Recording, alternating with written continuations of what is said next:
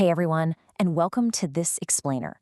Today, we're breaking down the ultimate daily blueprint to help you totally conquer your studies, beat that awful summer lethargy, and actually remember what you read.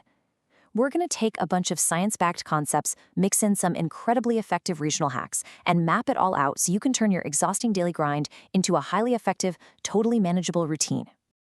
Okay, let's just get right into it. Have you ever had that feeling where you're reading for hours, basically just staring at the exact same page, but absolutely nothing is sticking in your tired brain? You have these massive goals, but when it comes to execution, it just falls completely flat. You set that ambitious alarm for the early morning, but then you end up hitting snooze, doom scrolling on your phone, and suddenly, poof, half the day is just gone. Look, if that sounds familiar, you are definitely not alone in this struggle. So here is our blueprint for today. We're going to cover 1. The ultimate student blueprint. 2. Morning peak focus hours. 3. Beating the midday slump. 4. Evening wind down. And 5. Elite level study techniques. Let's kick things right off with Section 1, the ultimate student blueprint. There's just this stark night and day difference between a broken, anxiety-inducing morning and a perfect brain-activating start. Think about it. Snoozing and instantly scrolling social media literally spikes your cortisol, the stress hormone, right out of the gate. Instead, we want to prioritize natural sunlight, getting hydrated, and maybe some light stretching. Doing that sends a clear biological wake-up signal directly to your brain. And look, you absolutely do not need to torture yourself by waking up at 3 a.m. to be a successful student. That's a myth. The perfect routine is really simply about anchoring your 24 hours around your body's natural biological windows for focus, rest, and movement. Moving right along to Section 2, morning peak focus hours. You've got to vigorously defend these early hours. Assuming you've slept well, the absolute sweet spot to wake up is right between 5:30 and 7 a.m. You want to shock your system awake with a cold shower or a quick stretch. And then, and this is absolutely crucial, immediately attack your hardest subject when distractions are at 0. Finish that off with a hydrating breakfast to really fuel the fire. Actually, think about your brain exactly like it's your smartphone. Waking up and instantly checking your messages? Well, that's like opening dozens of heavy, battery-draining background apps right at the start of your day. They drain your mental battery so fast, practically guaranteeing you'll be completely exhausted by noon. Just keep those mental apps closed until the hard work is done. All right, Section 3, midday, beating the slump. Now, to fight that brutal summer heat, you really should embrace some practical regional hacks. Staying hydrated, totally non-negotiable.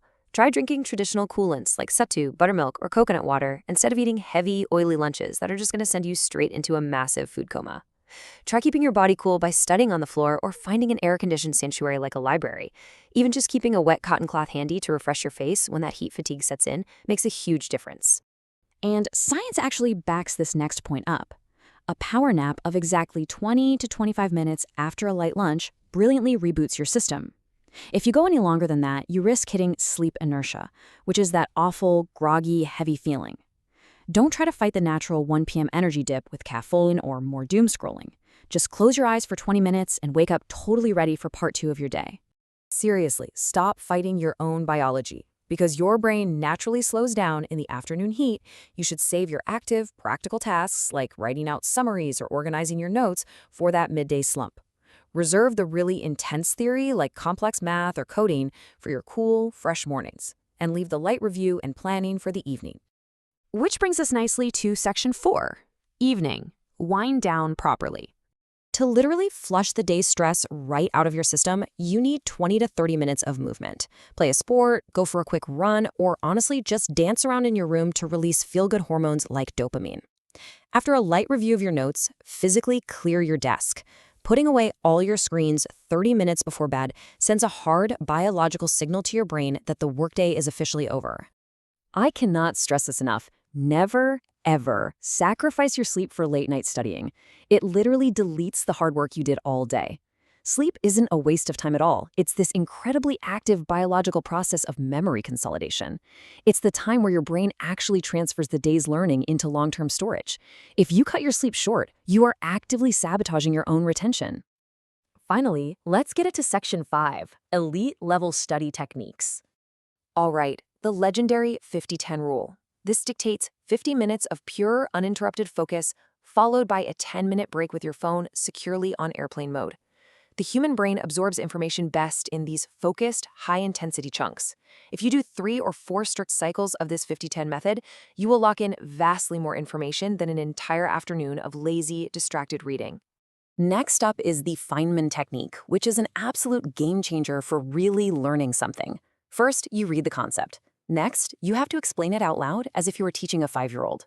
If you find yourself hiding behind complicated jargon or stumbling over your words, well, your understanding is flawed. Refine your knowledge, go back, and repeat it until it's crystal clear. Now, combine that with the active recall protocol. Instead of just passively rereading highlighted text over and over, force your brain to actually do the heavy lifting. Finish a chapter, close the book entirely, write down 5 key questions about what you literally just read, and then answer them completely from memory. No notes, no excuses. This is exactly how you forge permanent neural pathways. Oh, and a quick word on breaks. Stop taking what we call fake breaks. Picking up your phone during that 10-minute rest period doesn't rest your mind. It just bombards it with new digital stimuli. Real breaks require you to actually stand up, drink some water, or just stare out a window for a bit. You've got to let your fresh neural connections actually sync up. Keep this powerful mindset in your back pocket. Enduring the discomfort of the summer heat and grinding through those really tough subjects is exactly what builds champions. There's a great saying, those who bathe in water change their clothes, but those who bathe in sweat change history. Embrace that challenge. Accept the heat, protect your focus, and put in the hard work when everyone else is just making excuses. So you have the blueprint, you have the elite techniques, and you know exactly how your biology works throughout the entire day. My final question to you is this. What is the very first broken habit you are going to fix when your alarm goes off tomorrow morning? Think about it, make a solid plan, and start building that perfect routine. Thanks so much for joining me on this explainer, and I'll catch you on the next one.